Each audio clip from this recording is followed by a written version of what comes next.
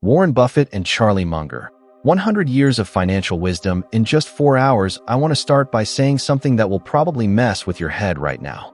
Investing is not hard. It never was. And maybe the more you try to complicate it, the poorer you become.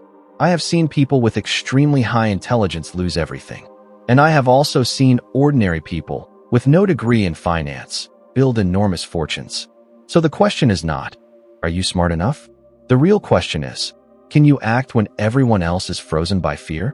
If you stay until the end of this video, you will understand why following logic, not emotion, separates those who build wealth from those who spend their entire lives chasing it. For a long time, you were led to believe that investing is a game reserved for geniuses, that only people with very high intelligence, diplomas on the wall, screens full of charts and complicated words are allowed to play. Let me tell you something that might sound offensive to this sophisticated financial world. That belief is a comfortable lie. Comfortable because it provides the perfect excuse to do nothing. I have watched this happen over and over again across decades. Brilliant people with flawless resumes stuck, paralyzed. Meanwhile, ordinary people with no so-called special talent kept moving forward. When I started, the basic framework of investing was already simple. It still is. Understanding was never the hard part. Acting always was.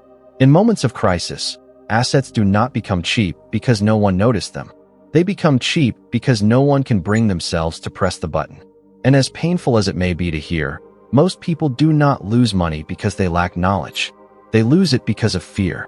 You have felt this before. That tight feeling in your stomach when everyone around you says it will all go wrong. When the news repeats bad headlines. When friends advise caution. When doing nothing feels safer than deciding. In those moments, the brain switches into survival mode. It does not want returns, it wants relief. It wants the discomfort to stop. And that is when decisions appear sensible in the short term, but become extremely costly in the long run.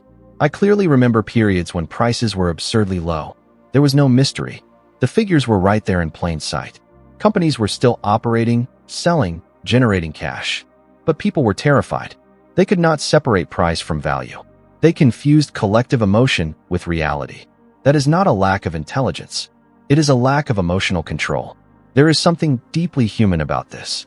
Psychological studies show that the fear of loss activates much stronger areas of the brain than the expectation of gain. Put simply, losing hurts more than winning feels good. So when the market falls, the body reacts as if facing a physical threat. The heart races, thinking narrows, logic bends. In that state, no one thinks about opportunities. They think only about escape. There was a time when I was buying while almost everyone else was selling.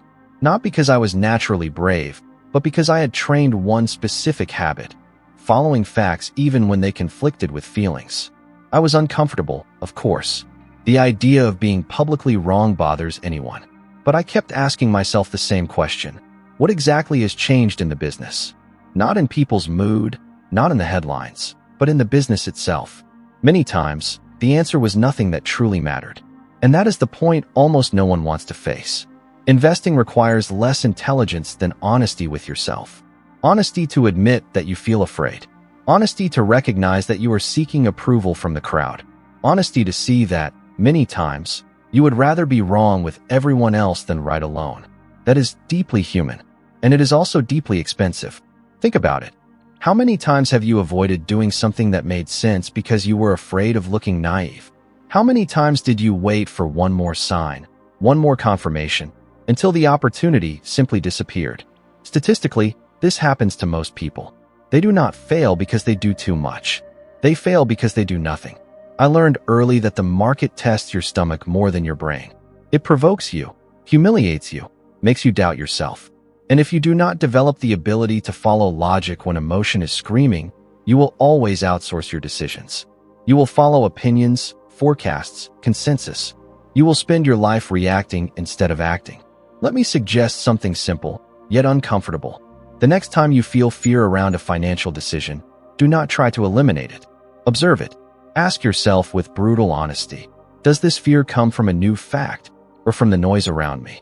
Because most of the time, it comes from the noise. And when you learn to tell the difference, something shifts. You stop believing that investing is only for geniuses and begin to see that it is for ordinary people who learned not to automatically obey their emotions. This understanding will not transform you overnight, but it will free you. From that point on, the game stops being about being the smartest person in the room and becomes about being the calmest when the entire room is in panic. And ironically, that skill is far rarer than intelligence. The biggest opportunities of my life never appeared in calm moments. They emerged when everything seemed out of control. This confuses many people because humans are conditioned to seek safety precisely when it does not exist. Crises are not just difficult periods. They are extreme emotional tests. When a major market convulsion happens, what you see is not collective rationality. You see raw human behavior, exposed and unfiltered. I often compare these moments to a fire in a crowded theater.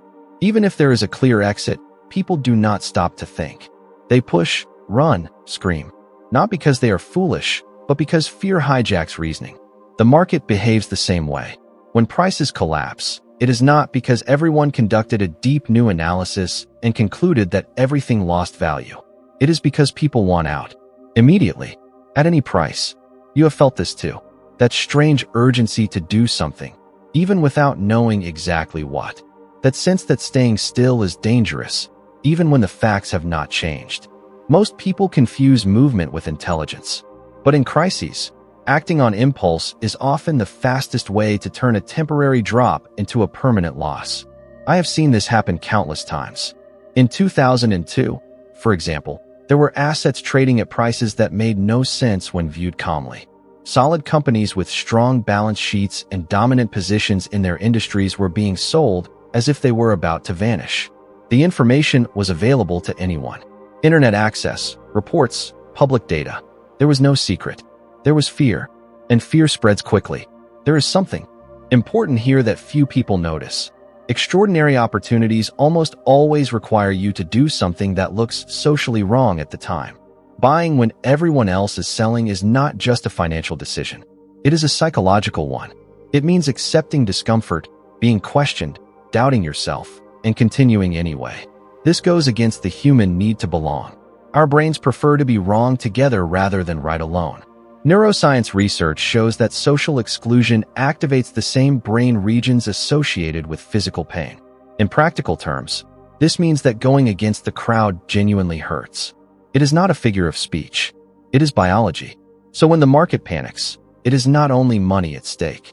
It is your most basic instinct for social survival. I remember periods when it felt like everything was collapsing. Negative headlines, catastrophic predictions, experts speaking with absolute certainty that this time was different. And almost always, that is when the best decisions present themselves. Not because the future is clear, but because the present is distorted by fear. Prices stop reflecting reality and start reflecting emotions. Now let me ask you an honest question. How many times have you sold something not because you analyzed it calmly, but because you could no longer tolerate the anxiety? How many sleepless nights pushed you into decisions that, months later, looked rushed when you looked back? Statistically, this happens to most people. They do not sell at the top out of greed. They sell at the bottom out of emotional exhaustion. There was a specific moment when I received phone calls on a Sunday. And when someone calls you on a Sunday about money, you can be sure something is very wrong. Portfolios collapsing, enormous pressure, people desperate to get rid of positions. That was not a sign that everything was over. It was a sign that human behavior was reaching its limit. And when that happens, if you are prepared, opportunities appear that simply do not exist in normal times. But here is the part almost no one likes to hear. These opportunities do not show up often. They require patience, sometimes years of waiting, long stretches where nothing happens, where following this approach feels boring, even foolish. And then, suddenly, the world convulses. Those who train their minds to remain rational, while everyone else loses control, find value where no one else can see it. The common mistake is believing that you need to predict the crisis. You do not. I never did. What you need is to recognize when it has already arrived and understand that collective behavior at that moment is rarely a good guide. The market is not telling you the truth in those periods. It is shouting emotions. And when you learn to hear that as a signal of distortion, not instruction, you begin playing a completely different game. So when everything feels too chaotic, when the urge to run is almost irresistible, that may be exactly the moment to stop, breathe, and ask what is really happening here. Because ironically, it is in the middle of chaos that the seeds of the greatest fortunes are planted. Not with haste, not with excitement, but with calm. A calm that very few people can sustain when it is most needed. There is a dangerously seductive idea that holds many people back. The belief that you must always be doing something, always diversifying, always chasing the next big opportunity. As if investing were an endless collection of average bets. I learned early that this is not only false, but one of the fastest paths to financial mediocrity. The truth is simple and uncomfortable. You do not need 20 good ideas. You do not even need 5. In many cases, a single truly good decision can be worth more than dozens of reasonable ones. But that requires something almost no one wants to develop: focus. And focus is difficult because it forces you to say no constantly. Most people feel productive when they are busy, reading reports, following news, switching investments, adjusting portfolios. There is a sense of control in that. But feeling is not the same as results. I have seen countless investors lose money not because they chose something bad, but because they diluted their best ideas in a sea of merely acceptable decisions. They confused movement with progress. The concept that ties all of this together is opportunity cost. Every time you put your money into something, you are automatically choosing not to put it somewhere else. That seems obvious, but almost no one treats it seriously. People evaluate investments in isolation, as if each decision existed in a vacuum. Is this good? Can this go up? The correct question is almost never asked. Is this the best possible use of my money right now? When you have limited capital, and most people always do relative to big opportunities, that question becomes even more critical. Small amounts do not benefit from excessive dispersion. They benefit from impact. And impact comes from well-founded conviction, not from scattered bets meant to soothe anxiety. I have seen many people seek safety in diversification because they were afraid of being wrong. That is understandable. Psychologically, diversification reduces regret. If something goes wrong, you can tell yourself it was not that bad. The problem is that the same logic also severely limits extraordinary successes. You protect yourself from mistakes and distance yourself from the exceptional. There is also an emotional factor that is rarely discussed. When you hold many positions, you never truly understand any of them deeply. That creates a superficial relationship with your own decisions. And when difficult moments arrive, declines, criticism, volatility, you lack the conviction needed to hold on. You end up selling not because the fundamentals changed, but because the position was never truly yours. Cognitive psychology research shows that too many options create paralysis and worse decisions. The more choices you try to manage at the same time, the lower the quality of each individual decision tends to be. In investing, this results in bloated, confusing portfolios that are hard to track and emotionally impossible to sustain under stress. I remember watching investors during difficult periods and noticing a clear pattern. Those with a few well-thought-out decisions suffered less. Not because they felt no fear, but because they knew exactly why they were there. Those with dozens of different bets, on the other hand, always seemed uncertain. Every drop became a new emotional trigger. Every negative headline felt like a threat. There is also a dangerous illusion that you must always be right. You do not. What you need is for your best ideas to be right enough to compensate for the rest.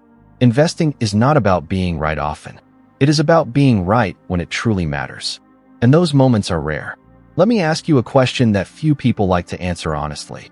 If you had to choose just one financial decision today to hold for the next several years, would you know which one it is? Or is your portfolio so fragmented that no choice truly stands out? That answer says far more about your strategy than any sophisticated speech.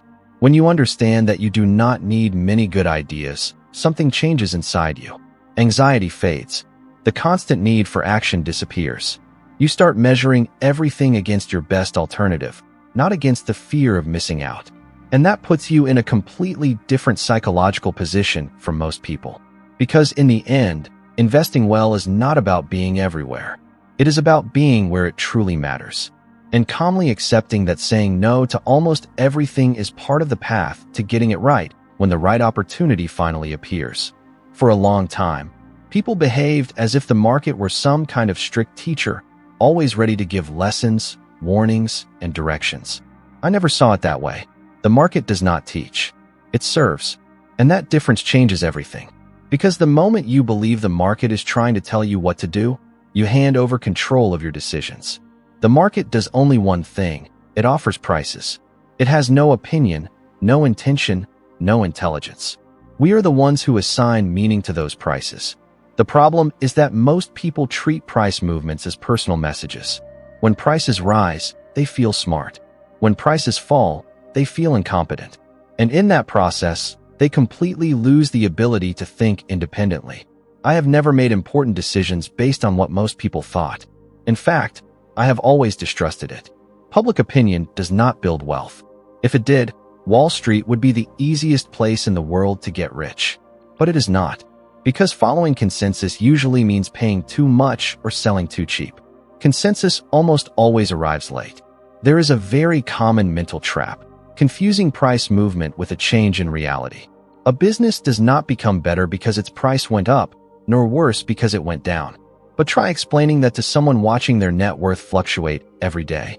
Emotions take over, and logic exits quietly. That is why so many people spend their lives reacting, never deciding. I have always believed in a simple, almost brutal filter. If something is important but impossible to know with precision, I ignore it. If something is knowable but irrelevant, I ignore it as well. Focus must stay on what is important and knowable at the same time. Everything else is distraction. Economic forecasts, alarming headlines, expert opinions all feed anxiety, not clarity. Have you noticed how much people love predictions? They beg for them. They want someone to tell them what will happen tomorrow, next month, next year. There is comfort in that, but it is an illusion. I have never met anyone who built lasting wealth by predicting the future. I have met many who lost money by trusting those predictions. Decision-making research shows that the more irrelevant information a person consumes, the worse their decisions tend to be. This happens because the brain becomes overloaded and starts relying on emotional shortcuts. In the market, this results in impulsive decisions made to relieve tension, not to generate good outcomes. The more you try to listen to the market, the less you listen to yourself. There were countless times when I did absolutely nothing. And to many people, that looks like waste. But it is not. Not acting is also a decision. Waiting until facts make sense, until price diverges from reality, until a margin of safety is clear requires patience. And patience is one of the rarest qualities when money and emotions are involved. I learned that the market is there to offer occasional opportunities, not to entertain me every day. If it does something absurd, I pay attention. If it behaves reasonably, I live my life. I do not try to extract meaning from every fluctuation. Because when you accept that the market does not instruct you, you stop seeking external permission to act. And here is something few people realize. True financial independence begins with emotional independence. The moment you stop needing the market to validate your decisions, you gain clarity. You stop being driven by headlines, by other people's opinions, by random price movements. You act when it makes sense and ignore things when it does not. If there is one simple yet profound change you can make, it is this: stop asking what the market is saying and start asking what the facts actually show. That change in question seems small, but it completely transforms how you relate to money, risk, and time. Because in the end, the market is not an oracle. It is a counter. It offers prices all the time. It is up to you to decide when those prices make sense. And when you truly understand that, you stop being an emotional passenger and start taking the wheel of your own decisions. If there is an invisible thread connecting everything said here, it runs through a single central point. It is not the market that defines your outcome. It is how you react to it. Intelligence helps, information helps, experience helps, but none of that supports a good decision if, at the critical moment, emotion takes control. Over time, I learned that those who win this game are not the ones who know the most, but those who can remain rational when almost everyone else loses clarity. Every idea you heard here is not about secret formulas or shortcuts. It is about behavior, about learning to think clearly in chaotic environments, to say no when most people say yes, and to wait when urgency feels like the only option. This kind of wisdom does not appear all at once. It is built step by step, decision by decision, mistake by mistake, always with a bit more awareness than before. If something here resonated with you, do not stop now. The next video appearing on your screen continues from this exact point, deepening this quiet evolution that few people are willing to pursue. Not to become someone completely different, but to become 1% better, clearer, and more prepared than you are right now. Thank you for being here, for listening carefully, and for allowing yourself to reflect. I will see you in the next video.